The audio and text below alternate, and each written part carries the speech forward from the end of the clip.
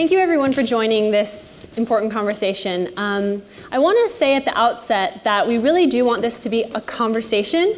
You're all here because this topic is top of mind for you. So we hope this isn't just a lean back experience, but a lean forward experience. We want you to share with your neighbors. We want you to share with us how you're thinking about this moment in time for philanthropy. We want to hear from you.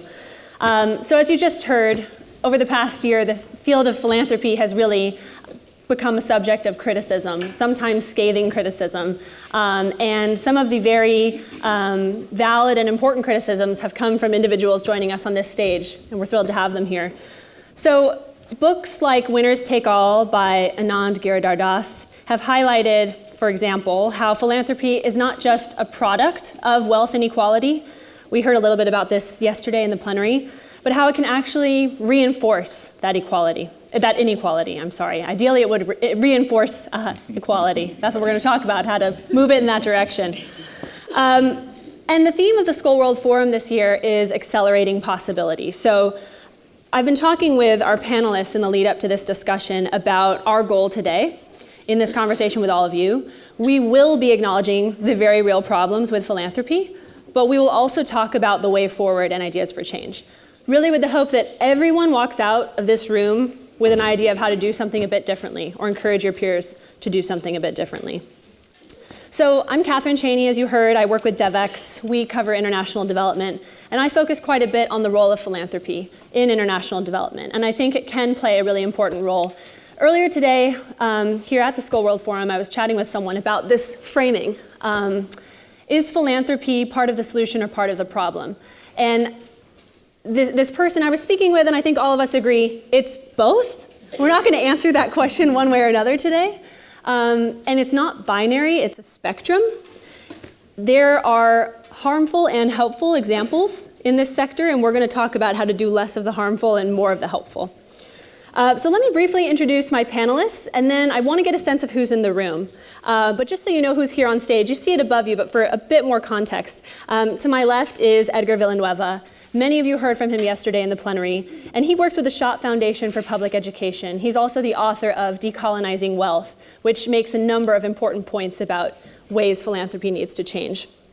And next to him is Gudwin. She's the president of VisionSpring, which works on the uptake of eyeglasses in emerging markets. And VisionSpring was actually selected for the Skoll Award 10 years ago. Is that right? 10 years ago this year. Next to her is Rodney Foxworth. He's executive director of the Business Alliance for Local Living Economies, also known as BALLE. It works to advance economic opportunity for marginalized communities in the United States and Canada. And next to him is, last but not least, Deval Sanghavi, who's the co-founder of Dasra, which is a strategic philanthropy foundation focused on systems change in India. I throw out bios now because we will not be returning to them. We're going to dive into the issues. So just to get a sense of the audience again, we want to bring in your voices from the very beginning. I just want to get your take on this topic. Raise your hand if you agree that philanthropy is in a moment of reckoning. I think so. Does anyone, if you don't think so, I'm curious why you're here. Does anyone think we're good to go? Okay.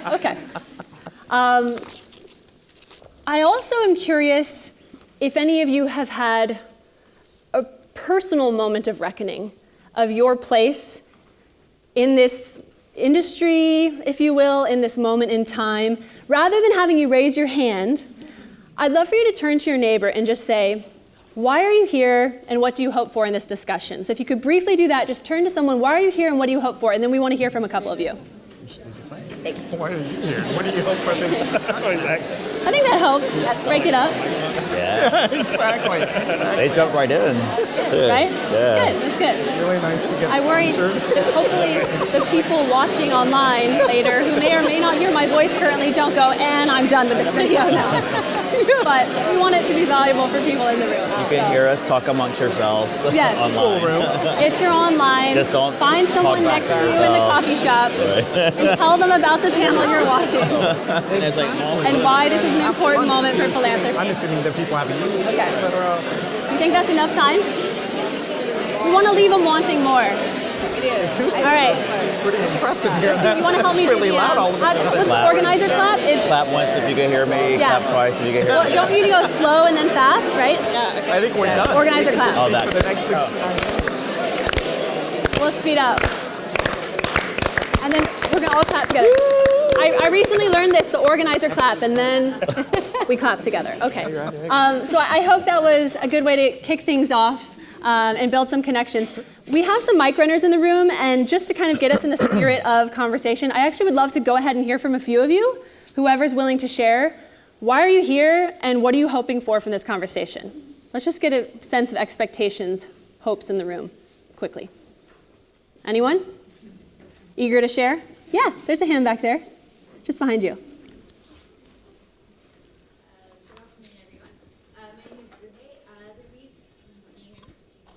I don't think it's Somewhat. I might not be on. Is that okay, or can we? Is it? Oh, we're good. Thank you. Good afternoon, everyone. My name is Guhe. The reason that I'm here is because I think that at a conference all around how do we change the world, a lot of times the thing that is difficult to say is that there's power dynamics in the room that are hard to address both in our work, but also when we're having conversations. And yesterday, Edgar started so bravely that conversation around how do we start to lead into that discomfort. And so I would love to hear a little bit more about, from both sides, how do you lead into that discomfort? How do you make the conversation productive? How do you move beyond anger and start to move into healing?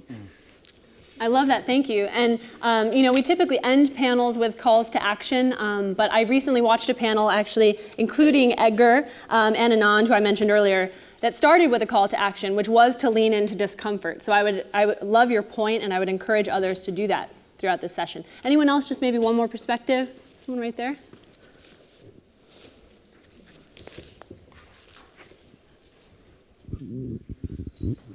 Good afternoon, everyone. My name is Thierry. I represent the CDC Group, which is the British Development Finance Institution in Myanmar, and I am from Myanmar. And we invest, so we don't give away money, but we invest with development impact. And given that, it's my country, it's a country going in transition with this Rohingya crisis, there's a lot of questions about how we actually invest for impact and how we actually invest for long-term impact, because so much of our philanthropy, let's say, is also answerable to the British press and the British Parliament, and the situation on the ground obviously is something that I believe that we're helping, but how do we actually do that? Thank you so much. Both really important points. We're hearing power dynamics, we're hearing about investing for impact. We have a lot of ground to cover, and in 75 minutes we won't cover everything we want to, but I think it's going to be a really productive conversation for this group, and again, actionable, something you can all go home and do something differently as a result. So let's go ahead and dive in. As I mentioned earlier, I think the answer here is really both, but we're going to talk about what is harmful about philanthropy, what is helpful about philanthropy, how it can play its most helpful role, and how to move in that direction. And I want to start with Edgar. So many of us heard from you yesterday in the plenary, but perhaps not everyone. You argue in Decolonizing Wealth that the giving practices of foundations suggest a colonial mindset that is top-down, closed-door, and expert-driven. And frankly, I think we'll get to this, but I think at forums like this, we have to reckon with that. And I wonder if you can take us through some of your ideas for change. What I really appreciate about your book and your approach and your talk yesterday is you offer a way forward. So can you talk through some of those ideas? Sure. How much time do I have? Well, I know. I'll be fast. We could fill the whole conversation. You have to read the book to get the full story. Yes, I guess. a preview. Offer us a preview. So, I do think that we're in a moment of reckoning, right, as a sector, which is a very healthy place to be. If we're really serious about change in the world, we have to be comfortable talking about problems. We are problem solvers, so there should be no discomfort in talking about problems, even if we, our ancestors, or people that we care about, or whoever, has been a part of creating the problems. And so if you're deciding to be a social entrepreneur or to be a philanthropist, to be a social impact investor, we have to just be comfortable talking about the problem. And so a lot of the work I do is just to provoke people and to make you uncomfortable so we can get used to that. There's no way we can be legitimate problem solvers and be so detached from the actual problems that are happening in communities. So it's a sort of a simple idea. So that is sort of the start of a process, is to get comfortable talking about it. Get comfortable being a human being. Get comfortable feeling sad and remorseful when you learn about histories or you learn about problems. It's okay to feel things and to be attached emotionally and spiritually to communities and work that's happening. It's okay to use those types of feelings to inform our decision making outside of logic models and research and data. Perfect stuff that's, it's good stuff, right? That's informative to our work, but we also have to bring our human intuition to this work, and that only comes about through authentic relationships and accountability to community. And so we talked a little bit yesterday about proximity and how you actually show up as a person who has privilege, as a person who has access. All of us in this room have privilege and access. We are at the Skoll World Forum. And, you know what I mean? So all of us have that. So how do we go back into communities in a really authentic way to engage in a way that's helpful and not harmful? And that happens by really submitting ourselves and our egos and our platforms and our agendas to the will of communities, and to sit and listen. And to listen, it means we have to stop talking. Yes. We don't like to stop talking when we hold the purse strings or we hold the power. So we have to show up and really engage in meaningful ways and listen and try to understand what community wants. And if it's what community wants and needs, to trust that expertise and to then design our strategies to meet their needs, not to create strategies and then force assimilation of those strategies upon communities. That is where dynamics of colonization show up current day in how we do our work, because we have resources, we have power, and then we often descend into communities and force assimilation, into our way of thinking, because we are the assumed experts because we hold resources. And so decolonizing wealth is really about shifting that mindset and saying, well, maybe I don't always know the answer. Maybe because I have the checkbook, I am not always correct, or I should be driving the change in the community. But could those answers or solutions be coming from somewhere else? And how can I find a way and do the hard work that it takes to change my organization or my way of doing business to actually accommodate and support community-driven change? Thank you. And we'll come back to exactly how to do that and maybe examples you've seen of that movement in the right direction. I'm really happy to have Ella's perspective on this stage, in part because I think, we were just reflecting, when I read Winners Take All and prepared for this discussion, a lot of my thinking was around what donors need to do differently, right? And one of the points of that book and many of the criticisms that we are hearing about right now is that to improve the system or change the system for the better, winners just need to take a little bit less. And I think a lot of us think of that in the context of donors, but it's also in the context of doers, implementers, NGOs, bringing up people who might not be here at the Skoll World Forum, for example. VisionSpring 10 years ago won the Skoll Award, and you're the first to say has benefited from accruing networks over the years. I think the way you put it is getting adopted by a community of philanthropists and then shared with other funders. So that's a dynamic I would just love to hear your thoughts on. As well as, again, and I would encourage all of our panelists to share this, how do we move forward? What's your idea for change? Yeah, great, thanks for that. It was lovely to be here with everybody, and really the privilege of so many familiar faces. So for VisionSpring, we accrued a lot of badges. We were a Skoll recipient, Schwab, Aspen, Fast Company, Social Capitalist Award, Goldman Sachs. We got a lot of badges, and every single badge was an entry pass to a hall of resources and networks and expertise, and really for us they helped to build our reputation. And it was also really importantly, all of those added up to a shortcut for trust. That people could trust that VisionSpring must be doing a good job because other people have invested in us. and it's a due diligence shortcut. And so we benefited from that enormously, and with also deep gratitude for having been able to be invited. I think, the nature of the award system in general is by its nature reductive. It can't be expansive because there's only so many badges to be handed out. And so as I think about that, it reminds me that the power structure, the award structures, reinforce the power dynamic, because those who are giving out the awards are also the ones who hold the resources. And they're not peer-to-peer recommendations.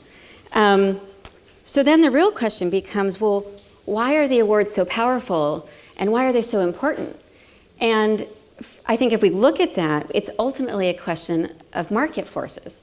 The reality is, the market for philanthropic capital doesn't clear, right? Why doesn't the market for philanthropic capital clear? Well, there's total asymmetry of information. It's not like a stock market, right? So we don't have shared views on impact. We don't have shared views on cost-benefit analysis. We don't have shared views on market depth and market penetration and all of these other things, where if we had a shared set of metrics, like a stock market, the market would clear more easily. And so in the absence of that market, in the sort of obfuscation and fuzz of the market information, other things have to serve as proxies. And so then we get the amplification of the network effect and the recommendation of others and who we know and who we're adjacent to.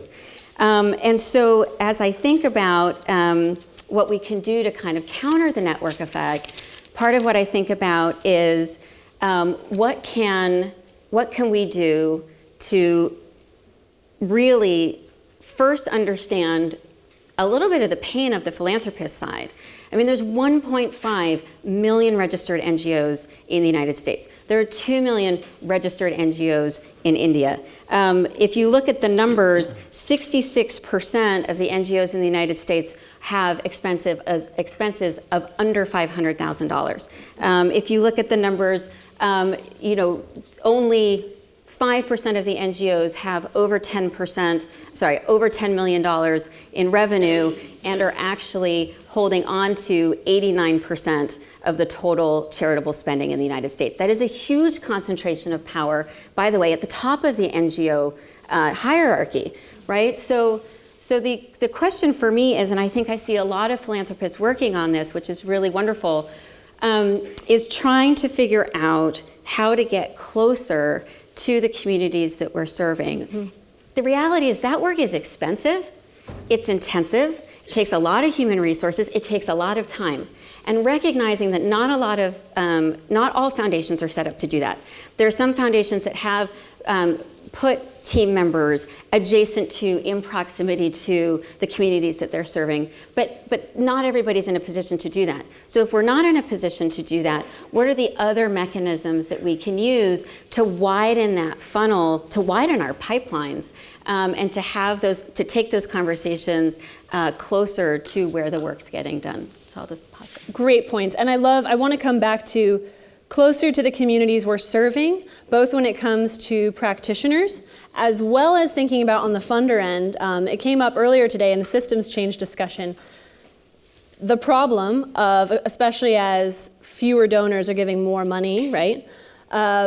People determining in one place what the outcome should be for people in another faraway place, and how those outcomes should be measured. So how do you bridge that gap as well? So we'll get to that. But I want to go ahead and bring Rodney into this conversation. So importantly in this conversation about philanthropy, when you look at statistics like 95% of money in foundations not being given out in grants, we often talk about the 5% of grant making. And what I want to get to in this part of the conversation is the other 95%, which I'm sure we'll return to as well when we all kind of jump into a conversation here. But you've said this: the goal for foundations should no longer be to accumulate wealth, further enabling wealth inequality to persist.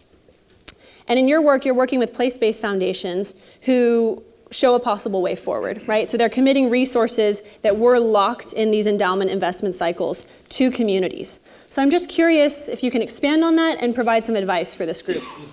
Well, first of all, I'm really happy to be here. It's my first time at Skoll, so I'm really appreciative of this experience. Just to situate the conversation a bit in particular, I mean, within the United States context exclusively, I want to speak really to the US because I work in the US and Canada. But when we think about the challenges that we face currently and what we have before us, particularly as the United States becomes more and more a majority people of color country, there are things that we need to grapple with that really are fixated on wealth accumulation, right?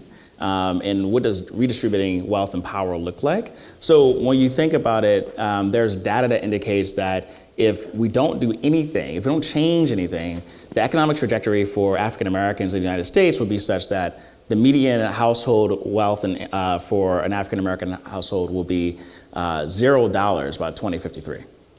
And so you look at that context, that will be about 15 years or so after the United States is projected to be majority people of color. And so when I pose this, typically people think about how do we help African Americans through this challenge? It's the wrong question to ask. Right. Because quite frankly, our destinies are all tied up together.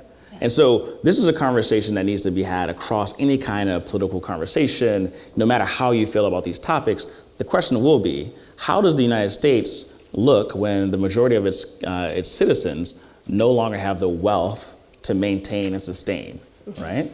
How do you build a business? How do you innovate in that context as a country? So it's not a conversation about we need to help African Americans, we need to help Latinos, we have to help other communities of color. It's actually a question about like our collective future.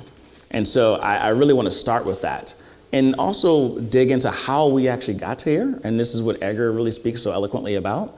But the realities of it is, when you look at how we develop businesses in the United States, Kauffman Foundation indicates that it costs at least $30,000 to start a new business, right? If we were to look at the racial wealth gap as it exists in the United States, how do you identify the friends and family capital that the majority of first-time entrepreneurs and business owners look to get started? Mm-hmm. Where's that capital coming from? We cannot sort of delude ourselves to the fact that there's not a tie from our historical context to where we are today. Mm-hmm. And so really when I think about this, and the work that we do and so many other folks, I mean, Aaron Walker is here from Camelback Ventures and others, but so many people are focused specifically around this work, you really have to consider, and we pose this question to the foundations that we work with. If you're in a community like Baltimore City or in Boston where the median household wealth for African Americans is $8 compared to $247,000 for white households. $8 compared to $247,000. So if you're a foundation in Boston and you're really trying to move life outcomes and make systems change, if you're getting to that point, you really have to grapple with how your resources can actually move the dial on wealth and inequality in your community. Full stop. Mm-hmm. And so when you think about it from that context, it cannot be about the perpetuity of an endowment. It actually has to be about how do we leverage this capital to produce perpetual community wealth in these communities. And there's so many examples of this happening across the US and beyond. And I think what I would love to point out, so in Boston, for example, when you look at the Boston Ujima Project, which is a wonderful democratic, considered the first democratized impact investment fund in the United States, in which anyone can invest. You don't have to be an accredited investor, but the whole point of it was to identify not only what are the opportunities for creating new business that are tied to community impact, but also allowing residents in the city of Boston, particularly African American and Latino, working class, working poor, to actually identify those opportunities, invest in those opportunities, and have the same gains as those that are investing at higher amounts. And the beauty of it, and this looks at the sort of democratization. And so for Boston Ujima Project, if you invest $10, you still have the same decision-making capability and process in terms of how things work out as someone who invested $100,000. And that's really remarkable because you're tying decision-making and power to actual investment decisions. And so these are sort of things that we work with many foundations across the US around. And it's really particularly growing. And we actually don't use the language as much as impact investing as we used to. we just say shift capital, right? How do you move your money? Because there's such a range, and we could have that conversation, but we're particularly focused on how do we advance the economic interests of communities that have been excluded from, extracted from, and marginalized for centuries. But for sometimes I try to enter that conversation over at least the last 50 years, because sometimes for people it's easier to kind of start the conversation there. So you mentioned that you're speaking to a U.S. context, and in getting to know these panelists, I've been so thrilled to have Deval's perspective as well, to make sure that we're hearing a perspective from India and what philanthropy and opportunities for change look like in India. And we've heard some opportunities in terms of what funders can do differently, what doers can do differently, and Dasra kind of sits in between both worlds. So I wonder if you can tell us a little bit more about the Dasra model, and if you can expand on this point. When we were talking about the model, you talked about the challenge of building up confidence of NGOs, and I just think that kind of gets to maybe some of what Ella was starting to allude to.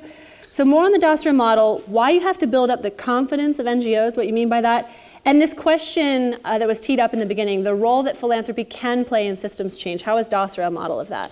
Sure, no.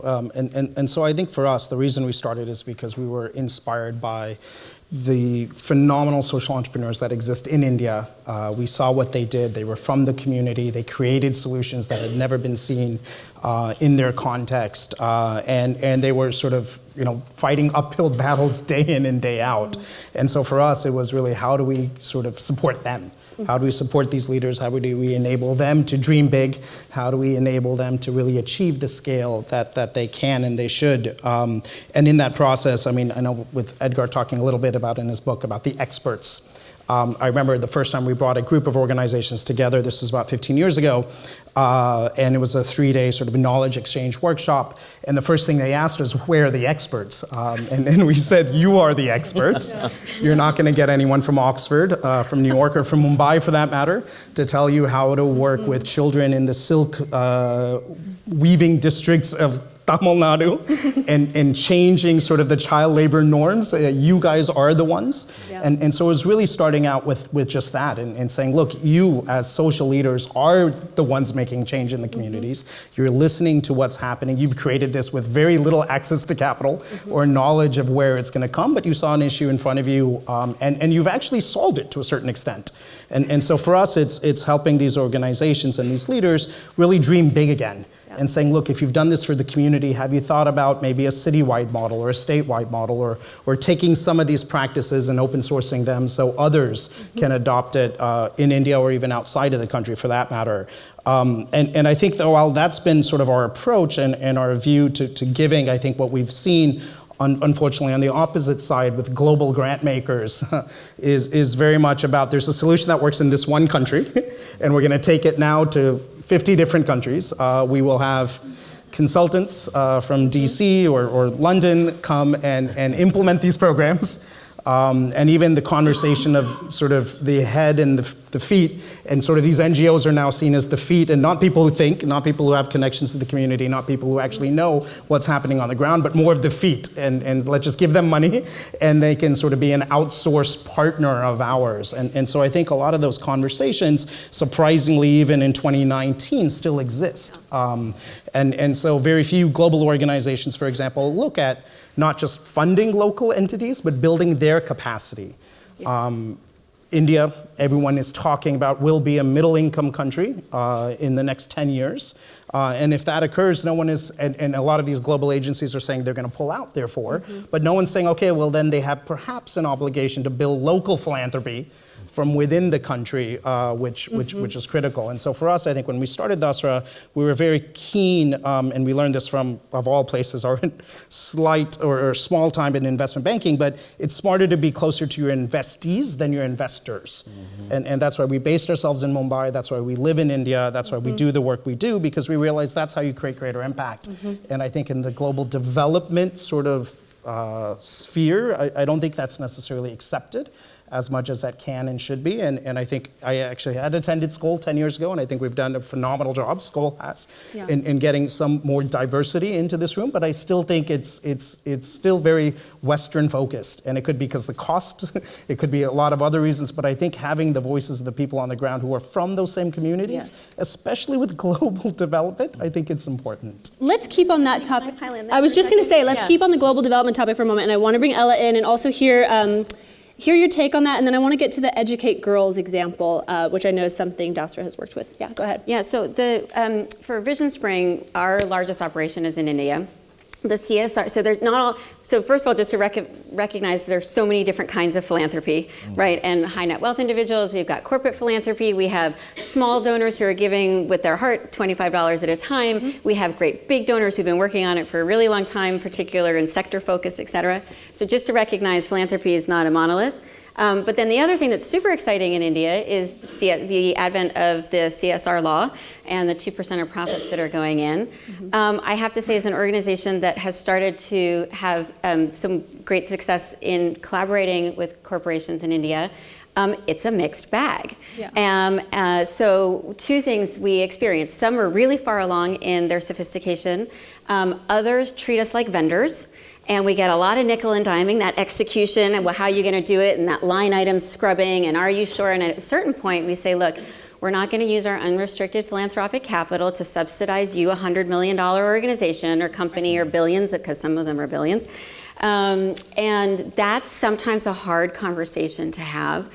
And I think then the other part that comes in is around how do we go from because this is the beginning of the CSR conversation, is the projectitis, like the disease of the project and the small project, right? And it's gonna, and I recognize the constraints that those come with, right? Because philanthropy, like, we all have constraints. And if you're in corporate CSR, you've got the restraint and the tyranny of the annual budget cycle. And sometimes they can't commit to 3-year budgets. And so then it behooves us on the operating side to say, okay, let me work with you. We're going to develop a small pilot, but we're not going to let you off the hook for being done after that. Because if it's successful, you are obliged to create a continuum of capital to some level which is equivalent to the impact that you state that you would like to have.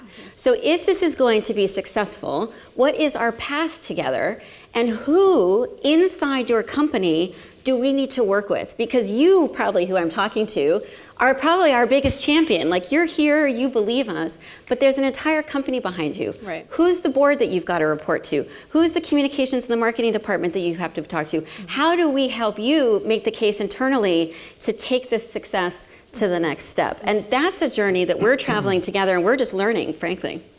Yeah, I really wanted to keep on this topic about, earlier I mentioned local solutions, and I think too often when we talk about local solutions, it's faraway donors supporting, locally developed solutions to global problems. I think some of the interesting corporate partnerships that VisionSpring is working on, as well as some of the work that Dasra is championing in India, it's local philanthropy as well, right? Local funding.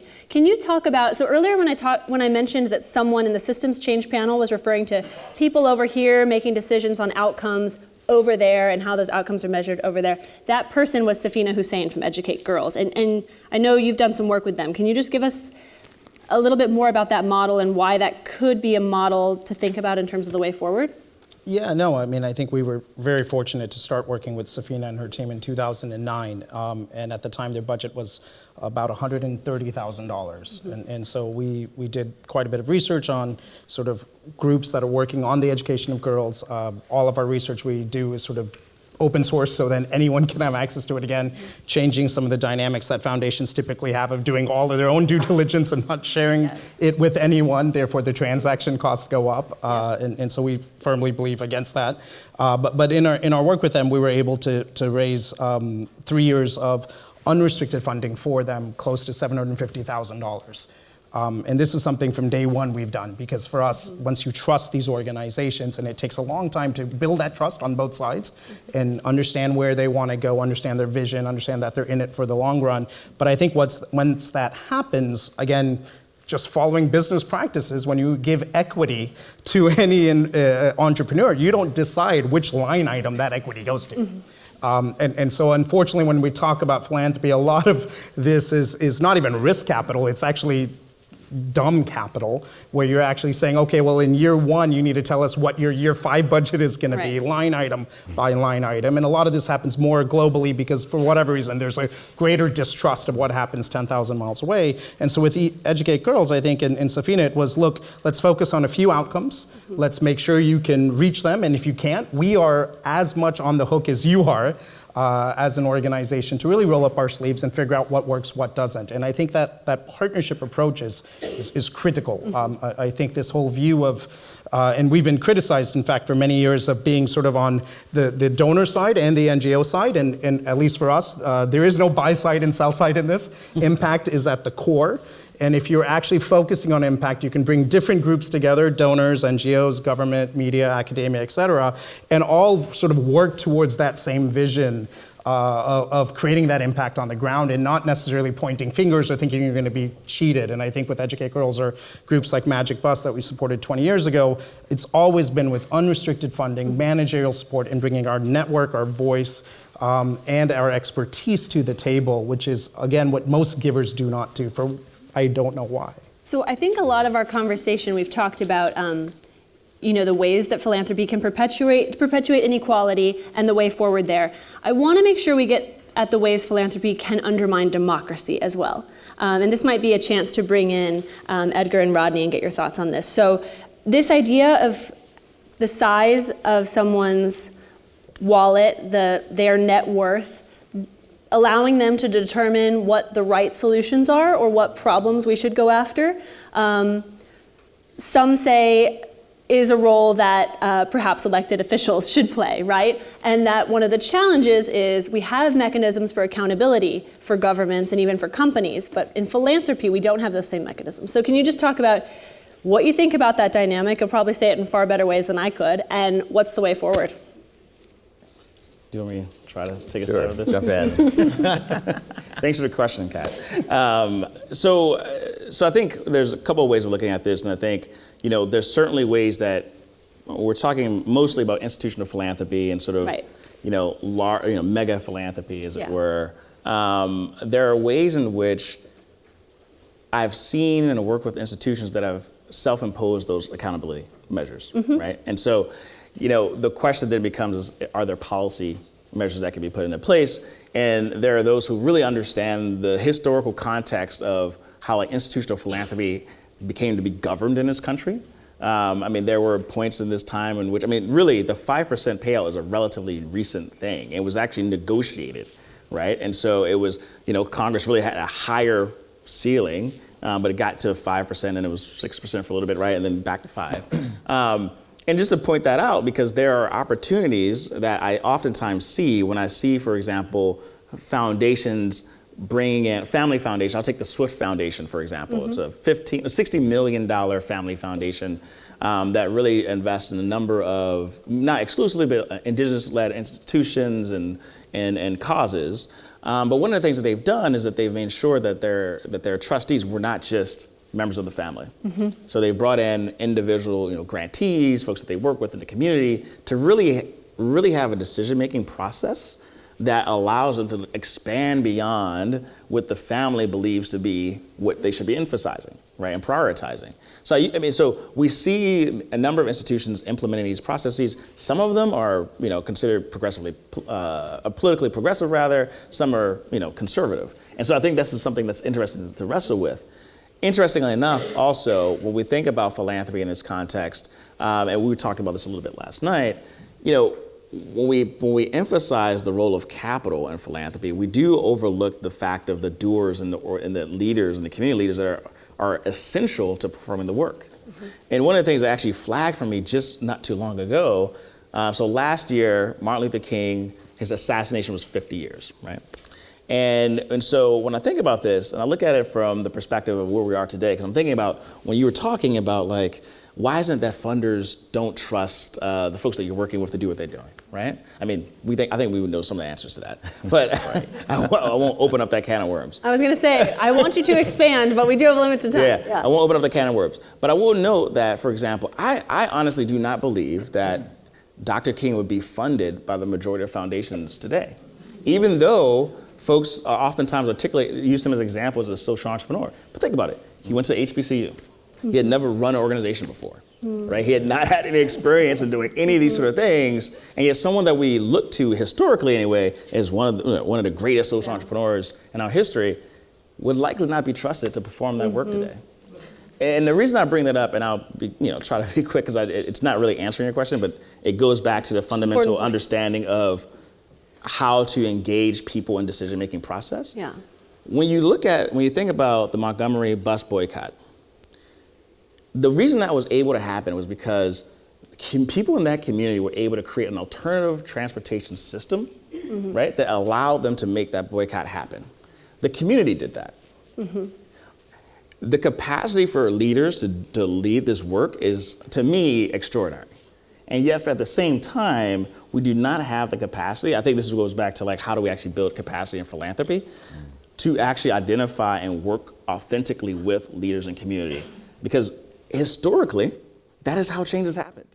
Right. I want to bring Edgar into this, and actually, if you would like to expand on this problem of trusting people to do this work, and who we talked about in kind of preparing for this panel, who is defined as credible to do this work, right?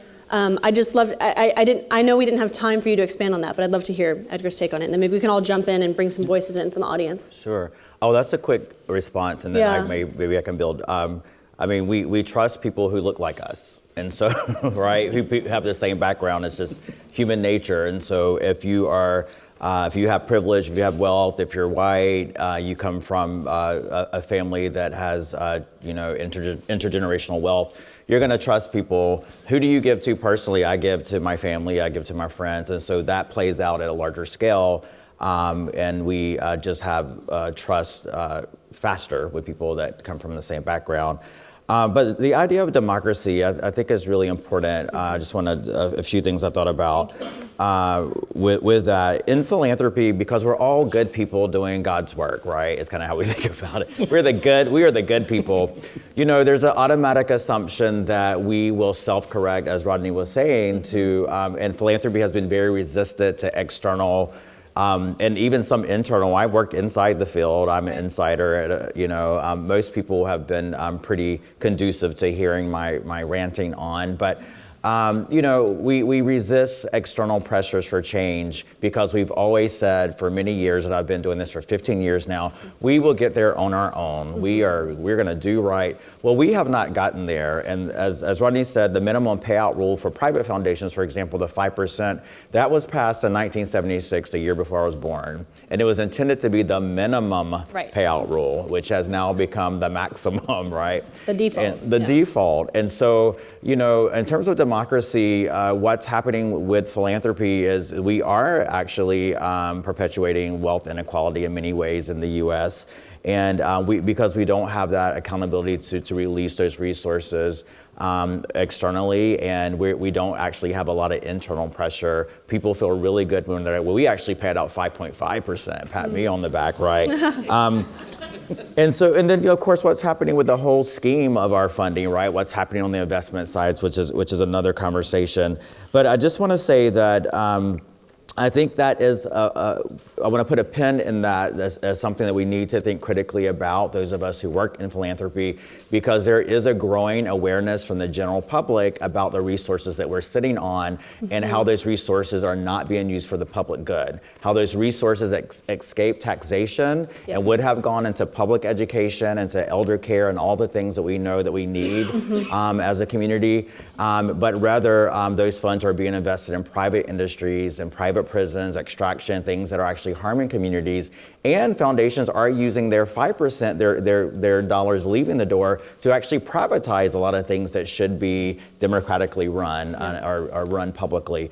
And so we are, in many ways, I think, contributing to tearing down our democracy. And so, but I think that legislation could be coming. I mean, there is a buzz and a growing awareness of people who are talking about what foundations are doing and why are we sitting on these resources and why are they not being taxed. And so I think the onus is on us. That almost, did that rhyme? Almost. The onus is on us.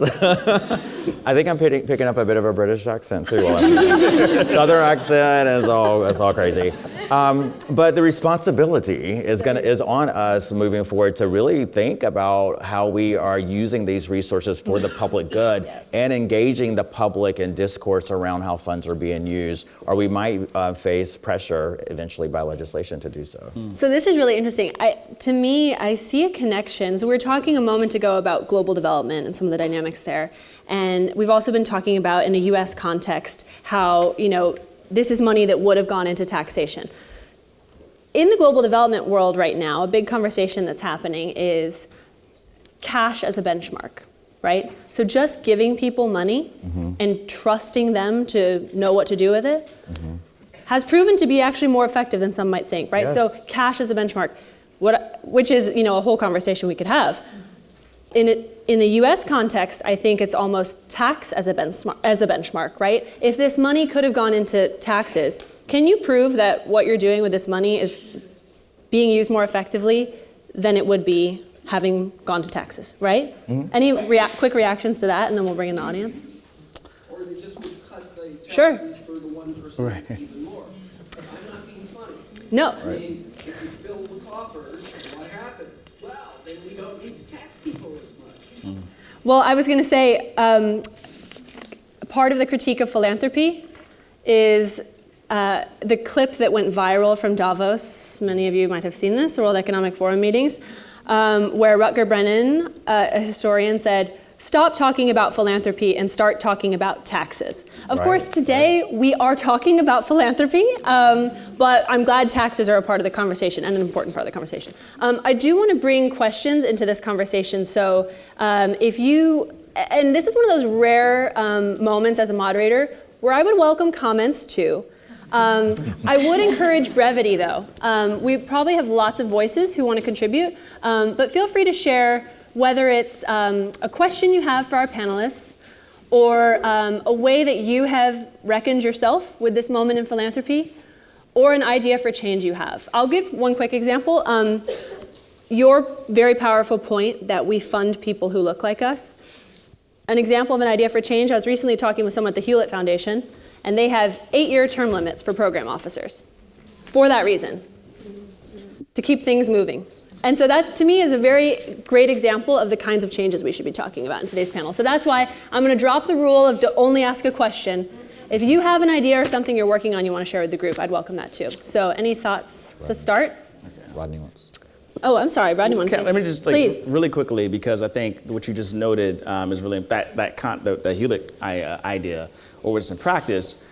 One of the things, and Edgar knows this as well as anyone, that in philanthropy, those who make the decisions, in fact, don't look anything like those who are most directly impacted by the issues, right? And that's true in the U.S. and globally. That is true in the U.S. and globally, right? And so one of the greatest things that we have to really grapple with is acknowledging that fact, right? It is not to make anyone feel guilty or shame anyone or anything. It's just to acknowledge the truth, right? And so it's even impacting the field of philanthropy in which emerging practitioners in philanthropy, the majority, which is a group that networks sort of younger folks in philanthropy. I mean, they had a report last year that talked about how young professionals of philanthropy were lamenting the fact that they're working in institutions that have no relationship with the community, right? That they got into the field to actually work with community, and yet they're finding themselves really working in service to folks who are well-intentioned and good-meaning people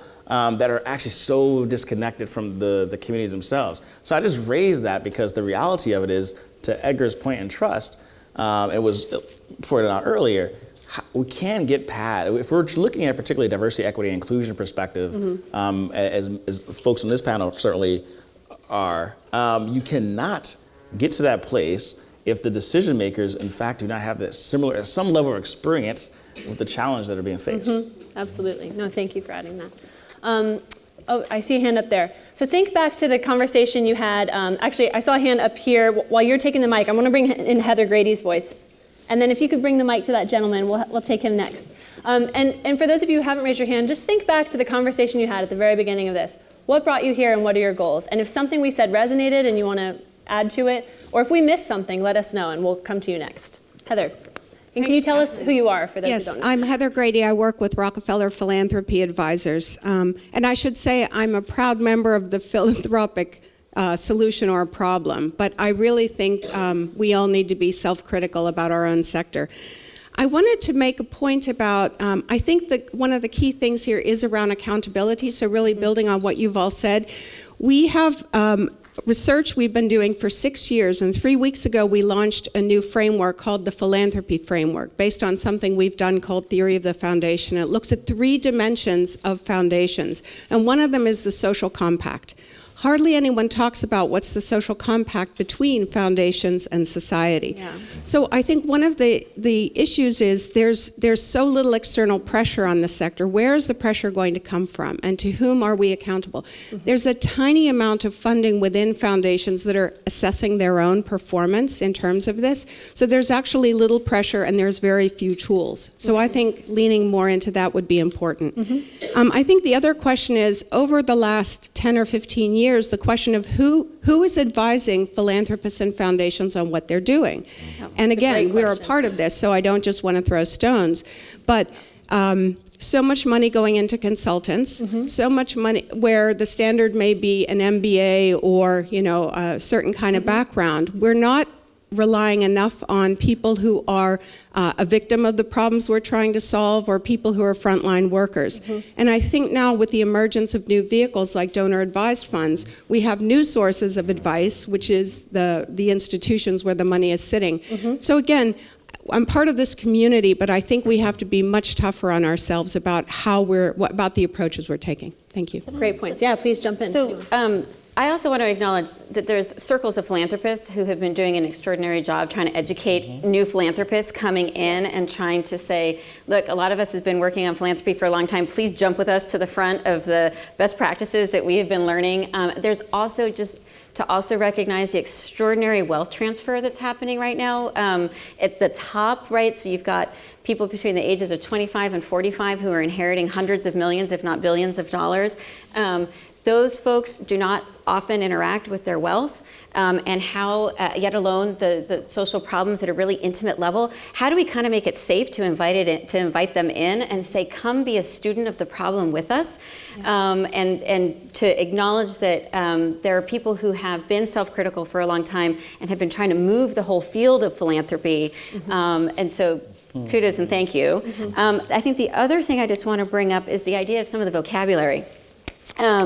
So the most abused words in our space are sustainability, beneficiary, impact, innovation, and my favorite one, say it with me, scale. Okay,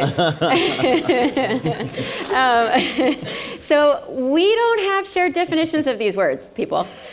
Scale is not, scale is, it can be magnitude. Right. Scale is not the same as growth, and it is not the same as replication, and it is not the same as a multi-district rollout. So I think a lot of us who are working on these topics, we get asked all the time, how are you innovative? How are you scaling? What's your sustainability plan, right? And so part of my, what are your risks? And part of my encouragement to philanthropists on the other side, because sometimes I'm like, gosh, well, what's your definition of innovation? How are you defining impact? And so I feel like there's a big onus on the entrepreneur to define that. I feel really privileged that, and in a position where VisionSpring has been working on that vocabulary and that case for quite a long time, and so we feel quite comfortable answering all of those questions. But there are a lot of people who haven't had to really adopt that vocabulary and create those narratives. And so how do we really, one, from the philanthropy side, say, okay, what do I really mean for me? What I am asking this question all the time. How do I define it for myself? You know what? If somebody else can't answer the question in words that I recognize, what are the themes or the principles or the values that I'm looking for from that grantee on the other side if those words don't match mine? And I love your point too, when it comes to uncommon definitions, that also connects to access and who can access this capital and this support if they don't speak the same language or know what definitions we're talking about, right? So I think I'm really glad you brought that up. There's a mic back there, and then I want to go, can we bring a mic to Morelia here in the flowered shirt? Thank you. And Hi. yes, back there. Can you tell us who you are? Hi, I'm Gurpreet Singh with the Skoll Foundation, and this is a question for all of our wonderful panelists. So you all have raised great provocations for the field, but since we're gathered here by a funder, the Skoll Foundation, I'm wondering what would be your constructive provocation for the Skoll Foundation specifically? Great. Let's get some answers to that. Thank you for that great question. Advice, thoughts, calls to action, provocations for the Skoll Foundation. For the Skoll Foundation. I think one is clearly in these World Forum, which is phenomenal. I think, like I said earlier, getting more groups from the world, from emerging markets on stage, I think is good, and sharing their stories. I think number one, I think is important.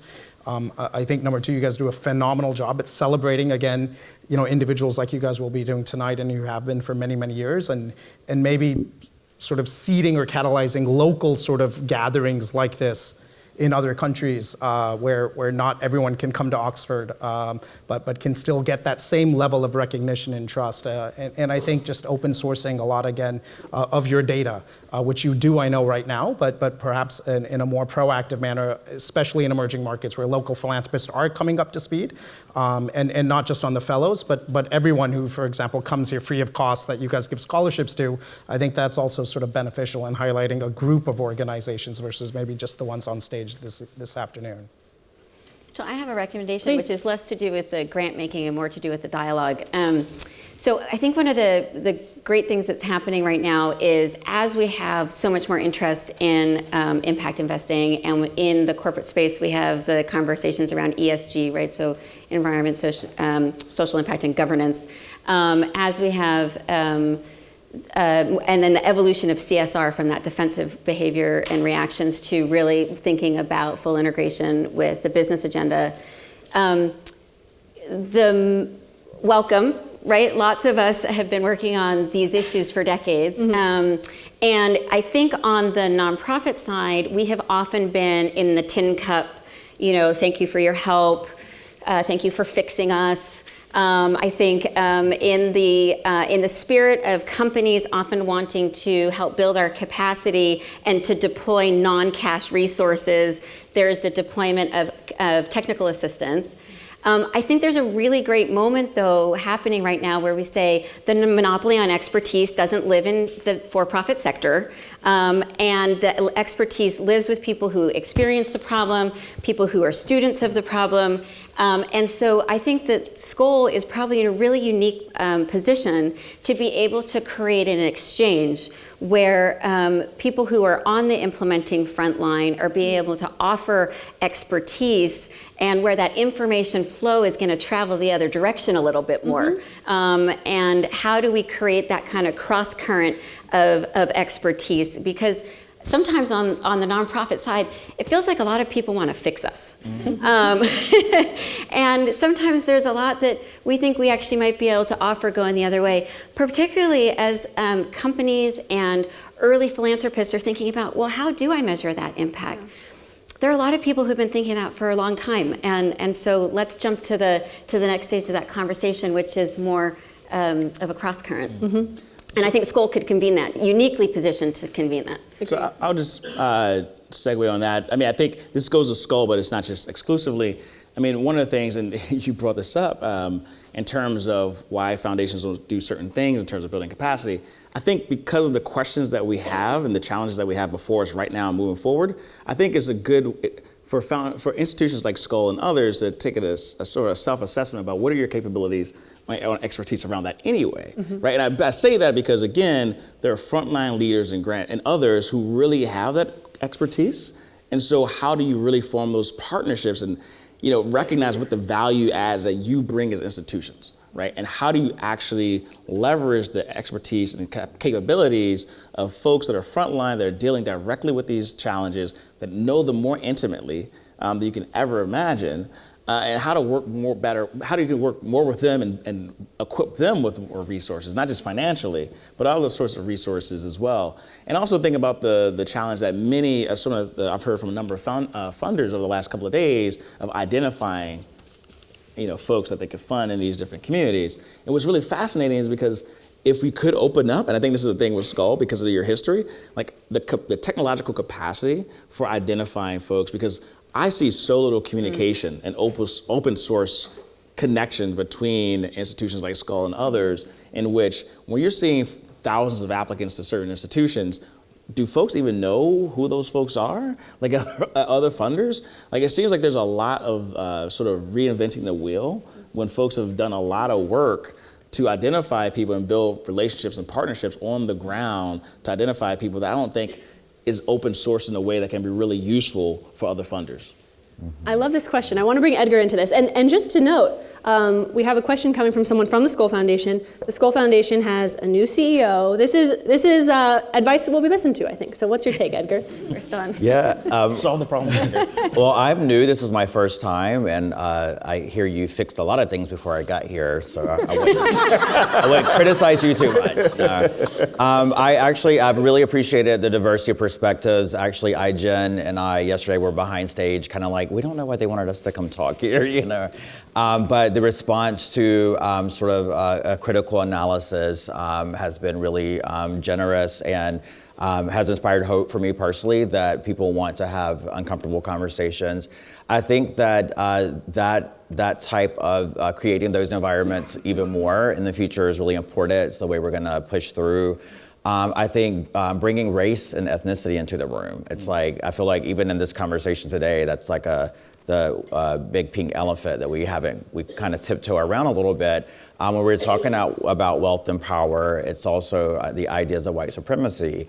And so that's, it's becoming more comfortable, I know, at least in the US in the philanthropic sector, to kind of acknowledge systemic and historical racism and how that shows up in our work.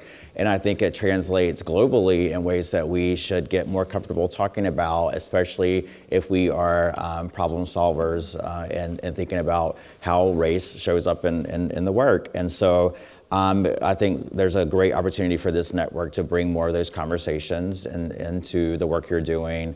And I'm sure operationalize that in all the different various programs that you offer your delegates. Thank you for the great question. And I did want to say, while this is not the end of the panel, we have time for a few more questions. This conversation is a great step in the right direction. I don't often go to conversations like these at forums like these. And so thanks to the Skoll Foundation for organizing this. But we're not done. That sounds like an ending statement, and it's not. I think we have the mic right there in the middle of the room. Hi, this is Marilia Bezerra with Care Enterprises, and I'm going to apologize that I'm going to make an invitation and then I have to run to a meeting. Sure, sorry. But my invitation is, I feel like it's a pretty big come to Jesus moment when we who identify as world-saving creatures all of a sudden realize that we are part of the problem. So I feel like standing here and saying, I'm Marilia Bezerra and I'm part of the problem, right? Thank you. Doing an AA thing. But the invitation I want to make is also an equivalent to people when they say, oh, I don't see race, right? It's actually, I feel like we tend to say to each other that, oh, we don't see power. Everybody has power. Our beneficiaries are powerful. The people in the field are powerful. Yes, they are powerful humans, but they are not powerful within the system. So when we get paralyzed and we say, oh, I don't know what to do. Am I just going to drop all my corporate sponsors? Am I going to, I don't know what to do. So I think my invitation is just to say, let's see power. Let's see power within our ecosystem. And once we see power, we'll know what to do regardless of what you're doing. Nice. Great. I love it. Thank you. That's why I invited comments, not just questions. Thank you. Thank you. I want to quickly just throw something out there. Actually, we ended up next to each other last night at dinner, and thrilled to bring her voice in the conversation, but I know she's on her way out. One of the things we talked about last night that is a point Rodney has made is this point of moving from extraction to transformation.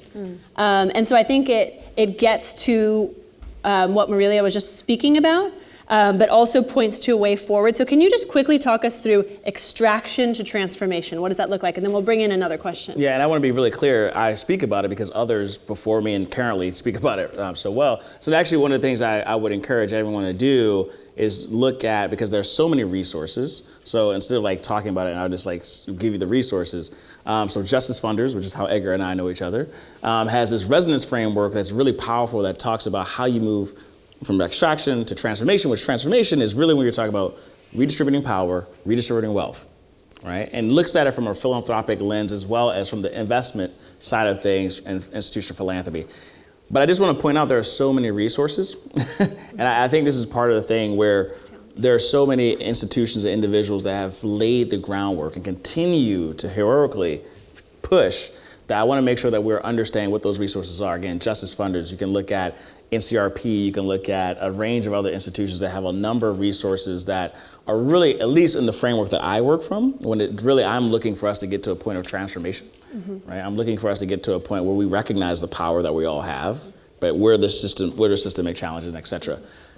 Yeah, thank you. I appreciate that. I'm glad you brought that up. Just looking to the audience, a few different questions. Oh man, I got a hand wave down here, so I'll take you for A for effort. Eager question. Very eager. That's right. Hi, my name is Georgia Pessoa. I run a foundation in Brazil called Humanize. And I would love to hear more. So first of all, I'm here because I think the world is lacking system thinking. And every time that I come to this forum, it's an amazing place. It's a playground for me. So I get puzzled, I get inspired, and it's great. But I would love to hear more in this venue of dialogue on the experience here on blended finance, blended approaches, and blended strategies, if I may say. In Brazil, we are all crazy and about system thinking, about scaling, but we are still working on education. We need to educate our population. We need to address a lot of basic things on public policies, and it's just hard to talk about scaling when you don't have the basics on the ground. And it's the philanthropists are always being called to address these things, and so it's very challenging.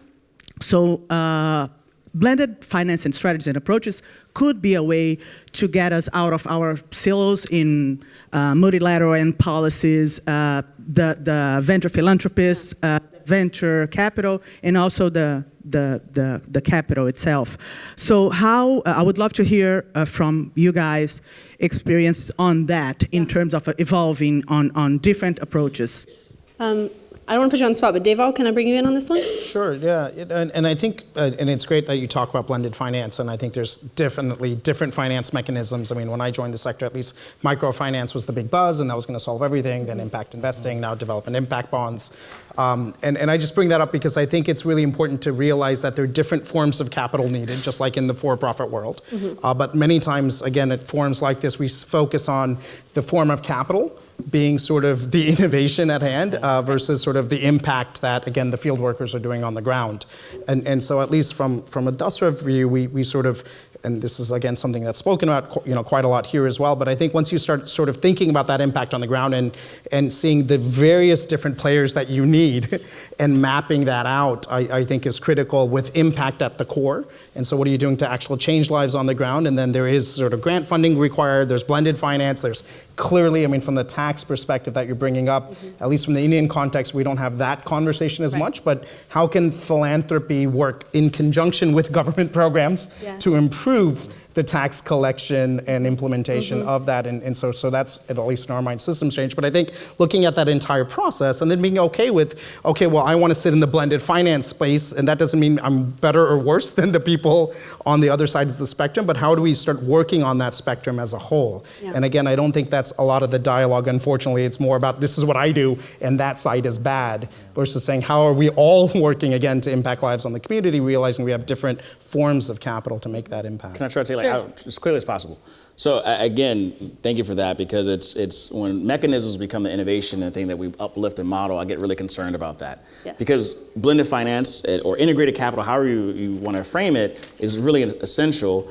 And when I think about, like, say, impact investing, I'm impact first, right? Because we wouldn't have not gotten desegregation, we would not have gotten all the gains that we had if philanthropists were looking for financial return on those things. That is just the reality of it. There are some things that just require subsidy and grants. Right. And I look at the opportunities, though. Like, I look at something like, so in the state, when we think about social impact bonds, they're very complicated. In Maryland and in Baltimore, where I'm from, there was a version of this that really fixated, because the nonprofit institution that developed it said, you know what, I am not comfortable with financial institutions profiting from the things that they cost. So this is what we'll do. A group of foundations put up about $300,000 to begin to look at how they can divert public funding that was looking into extractive practices. So, for example, in the state of Maryland, and for about $300 million a year is spent incarcerating Baltimoreans. And most of them are African-American men between certain ages, right? And so one of the things that this nonprofit that founded this said, look, if we can divert the funding from this public mechanism by starting with philanthropy first, right? And encouraging, they developed a compact with the public safety department of the state, where effectively they split the gains from what they were able to do. They developed a program that was about $15,000 in sort of human services to ensure that folks who would have gone to prison were diverted out of prison into workforce programs, et cetera, which is a $30,000 annual difference between the cost of incarcerating folks in Maryland. Right? So an opportunity investment versus extractive investment. So this actually worked for a number of years, and they would actually self-finance the institution through that mechanism. Unfortunately, politics got involved. We got a Republican governor who was not enamored with the process and ended that program. But the reason I bring that up is that it's another opportunity for philanthropy to think about how they can leverage capital that's not necessarily their capital, right, but they could be the first dollar in to incubate something that's much more sustainable when you look at the capital that is in government. I wanted to throw something out there, and I see a few more hands. We have to wrap up shortly, and I want our panelists to give you a take-home action item. So please come up to the stage afterwards and ask questions of our panelists directly, if you don't mind. But quickly, with this question on these mechanisms, and I agree, it should not be the mechanism that is the innovation, but what it enables. So we've talked about several critiques of philanthropy at this moment in time. One of them is Just Giving by Rob Reich. And I just wanted to throw that into the conversation quickly, and maybe that's one of my calls to action, is to take a look at that. He talks about the first best role that philanthropy can play. And he says, under certain circumstances and structured by certain policies, philanthropy has an important first best role to play. So I think that's something that blended finance mechanisms can help to enable, and something to just think about in this room, like what is the best role we can play and where are we least helpful, and how do we move toward playing our first best role. So we have 2 minutes left, and I would love to hear rapid fire. What is one thing you want this group to do differently as they leave this room, whether it is right now, on Monday morning, when they're back to reality, or over the course of the next year by the next Skoll World Forum? And anyone can jump in quickly. Okay, I have two. Great, quickly. The first is I think one of the places where operators and philanthropists, where we mismatch, is when we don't understand each other's risk profiles. And so we don't talk a lot about risk. Often we get asked about our operational risk, and it turns into a conversation about exogenous stuff like floods and currency, and it doesn't turn into conversations around product market fit and around mid-level management capacity and other things. So on the philanthropy side, who has risk frameworks for your grantees? Okay. On the grantee side, so there's not very many, and on the grantee side, has anyone ever seen your risk profile from a funder? Okay. I think that says it. Yeah. We need to talk about our risk appetite and where the risks are in our operations and where we are willing to fail and where we really need guaranteed results. If we need a guaranteed result, we should pay a premium for them. Performance on the backside. If we are ready to be risk capital, let's talk about what those risks are. And then on the NGO side, wow, is it our obligation to be super open communicators about where things might be going wrong at the beginning, where we can say, hey, remember that risk we talked about? Yeah, that one's happening. Let's manage it together. And so that would be my invitation. Let's all have a conversation about risks so we have shared expectation. All right, so by next Skoll World Forum, more hands raised. Yes, please. Yeah? Got a quick one. So one, read Decolonizing Wealth. There you go, Edgar. So you don't have to say it. I get a residual check for that, right? But the second one, though, is honestly, please do reckon with the lessons that you can learn from social movement leaders. Because I think so much of our field has been really moving toward privatization and corporate approach. And I always wrestle with how much change has happened, not through that. Like I feel like we've moved away from the things that have actually led to change, not just in the US, but abroad. And so I just want to like help make, let's think about that, right? There's so many lessons that can be learned from the historical context and like how change has happened historically. Thank you. Yeah, I think just having a conversation with either your grantor or your grantee and just saying, what are the issues that we haven't necessarily discussed so far that won't impact your grant at all, but that can improve the impact that you're trying to create on society. I think that's a great first step, and surprisingly will lead to some good, honest conversations. Mine's not a quick step, but I think it's just to make a commitment today to take on this work as a lifelong journey. There's no quick fix, there's no checklist we can give you to really think about operationalizing equity in your work in a more intentional way. It is a lifelong commitment, and I often joke with a lot of some of my friends who do work that's like altruism work, right? That we want to help others because in a sense we're denying our own trauma and pain that's in our lives, and so we skip over that by helping others. But I invite you to actually dig into that and go on that journey over the next year. Around what your personal hangups might be, or your personal blind spots, or your personal, privilege that you have not perhaps started grappling with, and just dig into that messiness and sit in it and commit to a lifelong process of grappling with that, because it is something that we have to come to terms with, and especially those of us who are sitting in the bubble of wealth and privilege and power. It's so easy for us to, absorb that into our way of thinking unintentionally. We're all good people, right? But just commit to unpacking that on a regular basis and finding someone who will tell you the truth. Right? Our grantees, you can sit down and have a conversation. They may not tell you the truth. Find someone who will tell you the truth, that your savior complex is out of control, or you're being too demanding of your grantees, or you're not being equitable with the way you're making decisions. We all need that mirror, and if you have trouble getting there on your own, find someone who will help you accomplish that. I love what you said. Whether you are taking this action right now, Monday, or over the course of next year, please commit to taking some action today. So I will quickly close by saying, we're going to give our panelists a round of applause in a second, but please turn to your neighbor and just share one thing you might do differently, okay? And join me in thanking our panelists, and thank you to the Skoll Foundation. Yeah.